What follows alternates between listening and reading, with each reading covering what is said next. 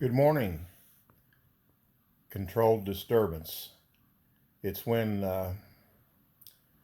there's something comes along that recognizes that life is not what it could be. In the regenerative agriculture world, we consider that like our ground, our crop. We need to have forage available there to receive water and absorb it rapidly to store it. We need to have leaves available to harvest the sunshine, the sunlight, the solar. And that creates carbon. And then we believe in bringing, in regenerative agriculture, bringing animals across in as many species rotation as we can manage. White oak pastures down in Georgia does 9 different species in a very good way.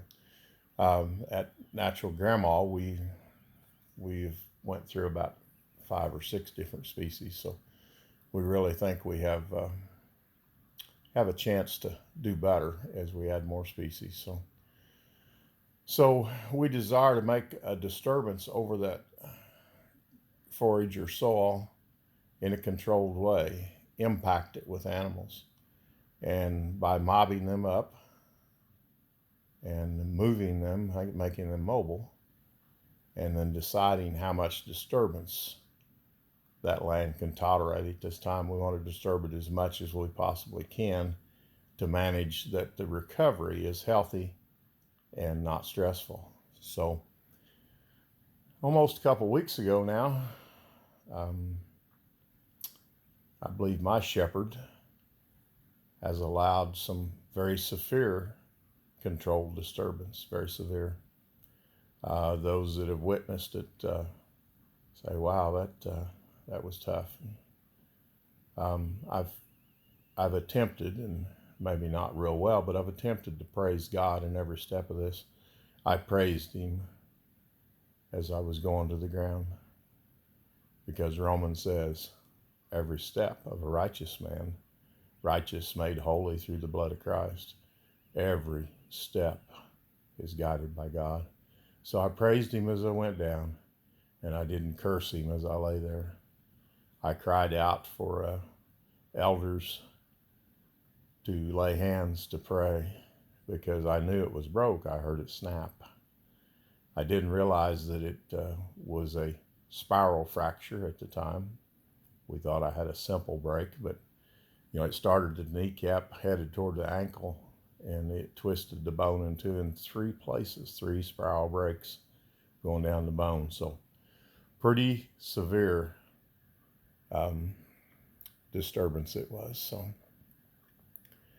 But I have had so many saints come around and pray, and I've had the best of care through Mosaic Hospital in St. Joe, and now I'm at St. Luke's North in Smithville at a rehab, and they treat me so well. It is amazing. And each day I'm getting stronger, and Laura, Natural Grandma, I believe, has found her place to solid ground again.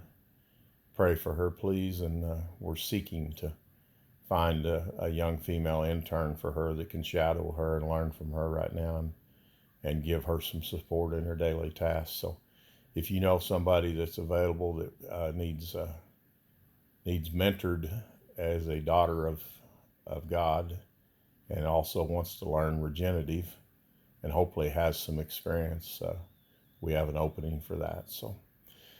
But what I want to add to the controlled disturbance today, this morning, is life.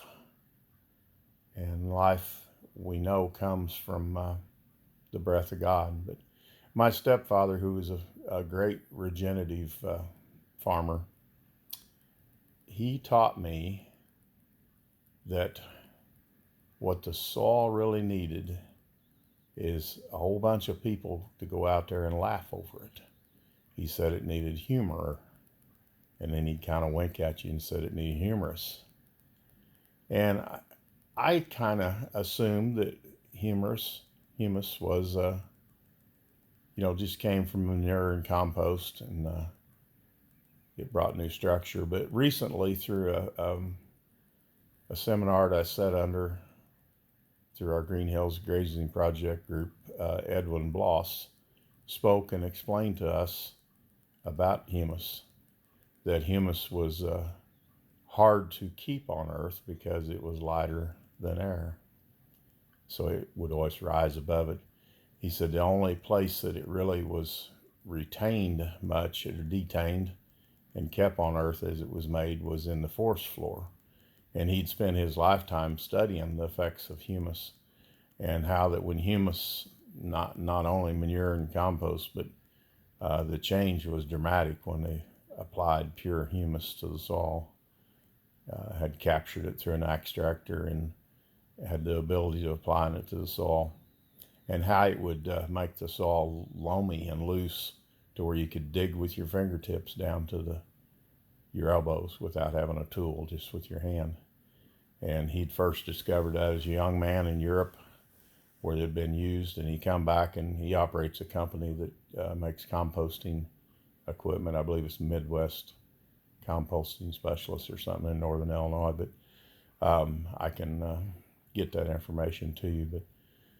But we have some friends that are using his equipment and doing the humus extraction and spraying it back on the grasslands, and anxious to see the differences there. But if you think about all that we are, until the soil becomes alive, we do this controlled disturbance where we add the nitrogen from the animal waste and the compaction and to the carbon, and then with the sunlight and all that starts a regenerative growth.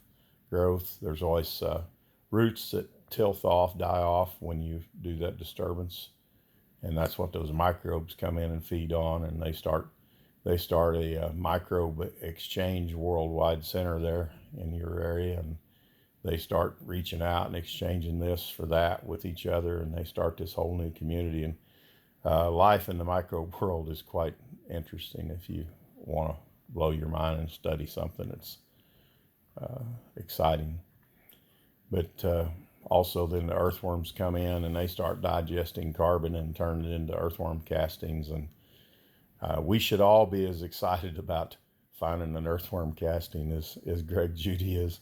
My gosh, he sees one earthworm casting, he's on fire. He feels like he's done something to regenerate, and he has. He's made soil. And our friend Joel Salton's added 12 inches of soil to Paulete's farms in 50 years. So the possibilities that we can do by allowing a controlled disturbance and using animals to this earth is mind-boggling. And we can certainly feed the earth with a lot of healthy food with a lot of that. But we apply the controlled disturbance, whether we mob them up in a chicken tractor with electric wire or what, or shepherd them, or how we move them forward. We apply that controlled disturbance, and then we rotate and use management to bring a different species to bring about another controlled disturbance. And then what goes on after that is life-changing. And God, the last couple of weeks, has allowed some very severe controlled disturbance. And I do believe that I am under his direct management. The word that I read tells me that. And so I receive it, and I pray each day that I have the strength to come through it. And the leg is healing. We're about to get past the infection part. We had a little bit of infection, and that redness is decreasing each day. And my mobility is getting better as they're teaching this 290-pound man how to hop on one leg. That sounds pretty easy if you're young, but it's a pretty good task, and to do that safely without falling, because if I touch the